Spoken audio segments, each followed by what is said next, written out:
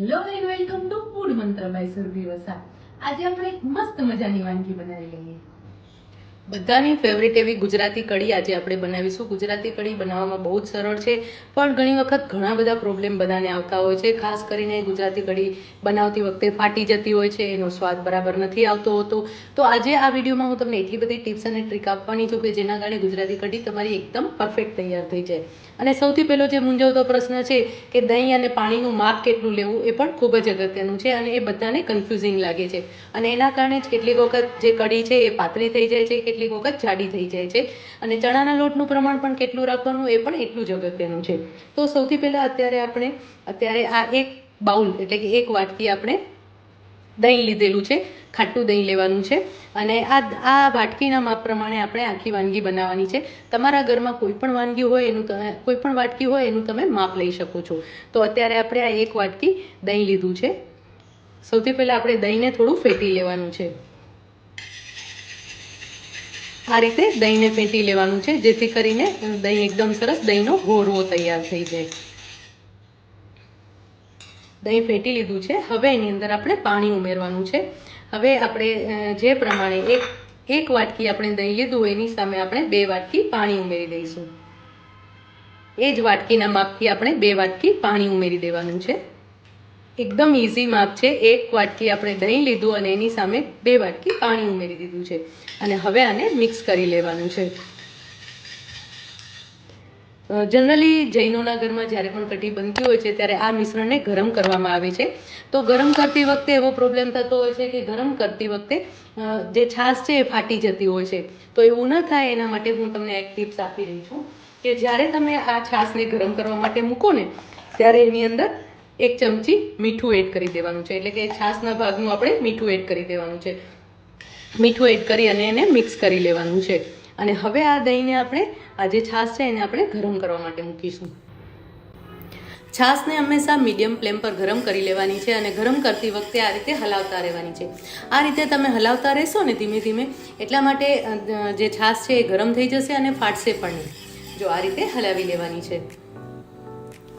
લગભગ 1 મિનિટમાં છાશ ગરમ થઈ જશે. આવી રીતે આંગળી તમે એડ કરો અને છાશ ગરમ લાગે એટલે સમજી લેવાનું, અને આંગળી તમારી તરત બારે આવી જાય એટલે સમજી જવાનું કે છાશ ગરમ થઈ ગઈ છે. હજી આપણે એને જરાક કરવી પડશે, લગભગ 30 સેકન્ડ સુધી.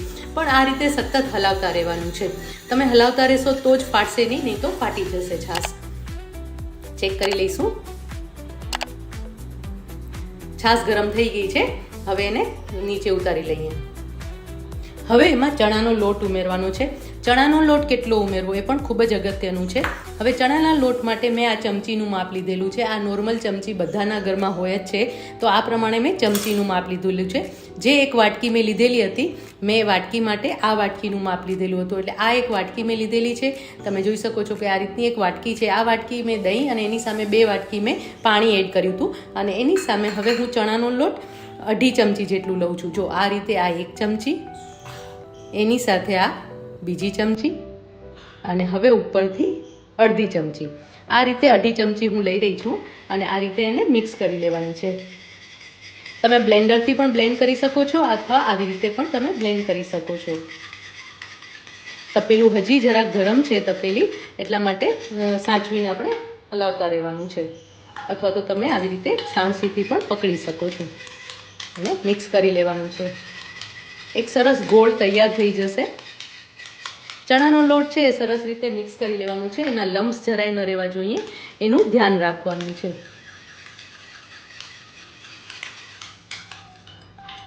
જો સરસ રીતે કઢી માટેનું ગોળ તૈયાર થઈ ગયું છે. હવે આપણે કઢીને વઘારી લઈએ. હંમેશા કઢીનો વઘાર છે એ ઘીથી જ કરવાનું છે. તો અત્યારે આપણે 1 ચમચી ઘી લઈ રહ્યા છીએ.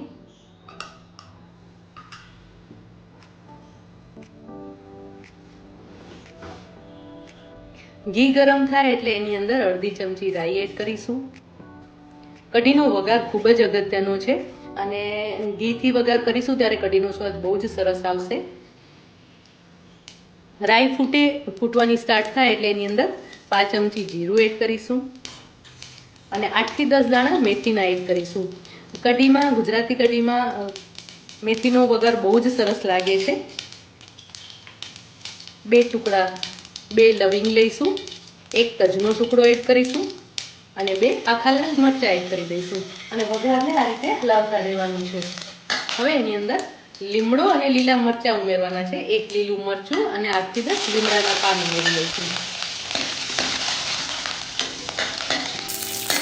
હવે એની અંદર આપણે જે છાશ તૈયાર કરી હતી, જે ચણાના લોટ સાથેનો ગોળ તૈયાર કર્યો હતો, એ ઉમેરવાનું છે અને એ ઉમેરી એના પહેલાં આપણે 5 ચમચી હિંગ એડ કરી દઈશું. હિંગ એડ કરી અને હવે એની અંદર છાશ એડ કરી દઈશું. વાહ, એટલી સરસ સુગંધ આવીને અત્યારે જ આમ એવું લાગી રહ્યું છે કે ગુજરાતી કઢી એકદમ પરફેક્ટ તૈયાર થવાની છે. અને હવે એને થોડી વાર માટે મિક્સ કરતા રહેવાનું છે.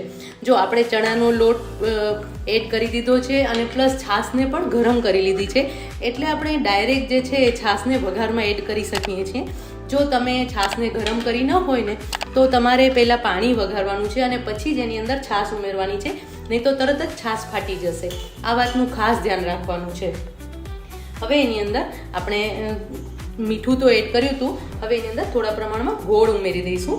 આ એક ટુકડો ગુજરાતી કઢી જ્યારે પણ બનાવીએ ત્યારે ખાટી મીઠી હોય છે, એટલે દહીં આપણે ખાટું લીધું હતું, એની સામે આ એક ટુકડો ગોળ ઉમેરી દેવાનો છે.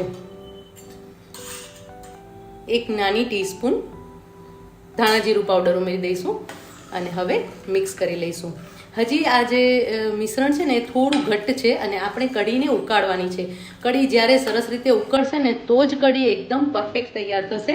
અને એવું કહેવાય છે કે 7 ઉભરાની કઢી બનાવવાની છે, એટલે કે 7 ઉભરા આવે ને એટલી જો તમે કઢીને ઉકાળશો ને તો કઢી તમારી એકદમ સરસ તૈયાર થવાની છે. તો આની અંદર હજી આપણે થોડું પાણી એડ કરી દઈએ. વાટકીના માપ પ્રમાણે જ હજી આ 1 વાટકી આપણે પાણી એની અંદર ઉમેરી દઈએ અને હવે એને ઉકાળવા માટે રાખીશું. હવે 1 ઉભરો આવે ને ત્યાં સુધી એને થોડી હલાવવાની છે, તો જે બધું મિશ્રણ છે એ સરસ રીતે તૈયાર પણ થઈ જશે અને છાશ ફરીથી ફાટશે પણ નહીં. આમ તો ચણાનો લોટ એડ કર્યો છે એટલે છાશ ફાટવાની નથી, પણ આમ છતાં પણ ઘણી વખત કોઈ વાર ફોદા થઈ જતા હોય છે, કોઈ વાર એનું ટેક્સચર ચેન્જ થઈ જતું હોય છે. તો આ રીતે તમે હલાવતા રહેશો ને તો કઢી એકદમ સરસ ટેસ્ટી તૈયાર થશે અને એનો સ્વાદ પણ બહુ જ સરસ આવશે. તો આપણે આ રીતે હલાવતા રહીશું. ઉભરો આવવાની શરૂઆત થાય ને પછી એને મીડિયમ ફ્લેમ પર આપણે ઉકળવા દેવાની છે. એ રીતે લગભગ 8 થી 10 મિનિટ સુધી આપણે એને ઉકળવા દઈશું, એટલે આપણી એકદમ મસ્ત મજાની કઢી તૈયાર થઈ જશે. જો કઢી સરસ રીતે ઉકળવા લાગી છે અને તમે જોઈ શકો છો કે એની થિકનેસ દેખાઈ રહી છે અને ક્યાંયથી ફાટી નથી. બસ આ રીતની કઢી તૈયાર થઈ જાય એટલે હવે એને આપણે મીડિયમ ફ્લેમ પર ઉકળવા દઈશું. સરસ રીતે કઢીને ઉકળવા દઈશું. 7 ઉભરા આવે ને ત્યાં સુધી કઢી ઉકાળવી જોઈએ, તો કઢીનો સ્વાદ બહુ જ સરસ આવતો હોય છે. તો હવે આપણે આ ફ્લેમને મીડિયમ કરી નાખશું અને કઢીને ઉકળવા માટે રાખી દઈશું.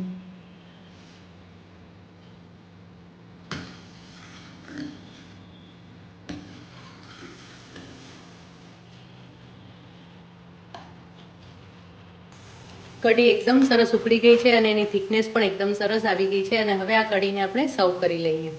મસ્ત ગરમા ગરમ ગુજરાતી કઢી તૈયાર છે. આને તમે ભાત સાથે અથવા ખીચડી સાથે સર્વ કરી શકો છો અને બહુ જ સરસ લાગે છે. કઢી ખીચડીનું જમણ પણ બહુ સરસ લાગે છે, કઢી ભાતનું જમણ પણ બહુ જ સરસ લાગે છે. તો આ કઢીને આપણે સર્વ કરી લઈએ.